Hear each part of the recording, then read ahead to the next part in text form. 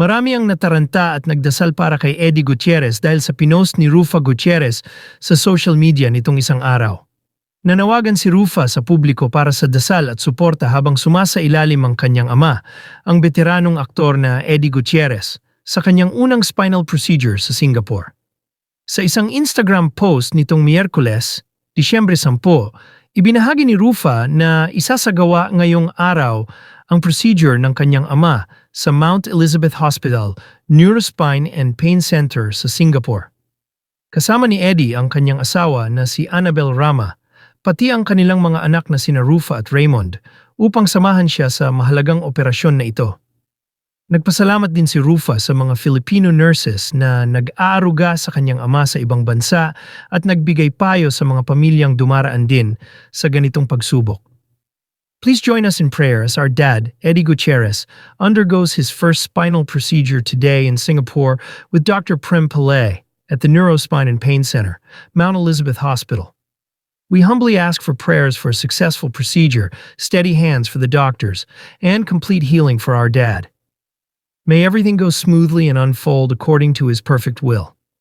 Thank you from the bottom of our hearts to everyone who has been praying, supporting, and standing with us through this difficult journey. Your prayers, generosity, and kindness mean more to us than words can express. We truly feel your love. To all the Filipino nurses who are helping us here and taking such good care of our dad, maraming salamat po. Mabuhay kayong lahat. To everyone facing their own battles this season, may God grant you strength, peace, and His healing embrace. From our family to yours, you are not alone. The Gutierrez family. Matatandaang noong Oktubre ay inamin ng pamilya Gutierrez na hindi maganda ang pakiramdam ni Eddie, ngunit hindi na nila ibinunyag ang detalye ng kanyang kondisyon. Ayon sa ulat, isang robotic spine treatment ang gagawin kay Tito Eddie sa Singapore. Pero nung una ay ayaw sanang ikwento ng pamilya Gutierrez ang tungkol doon at baka may ibang gagawa na naman ng fake news. Pero ayon kay Annabel Rama, na okay lang ipaalam sa publiko ang tungkol doon. Very positive rin si Tita Annabel na gagaling kaagad si Tito Eddie sa spine procedure nito. Same doctor si Tito Eddie at Maricel Soriano. Kung matatandaan, umamin si Maricel na may problema siya sa spine at nang magpa-robotic treatment siya sa Singapore at gumaling naman.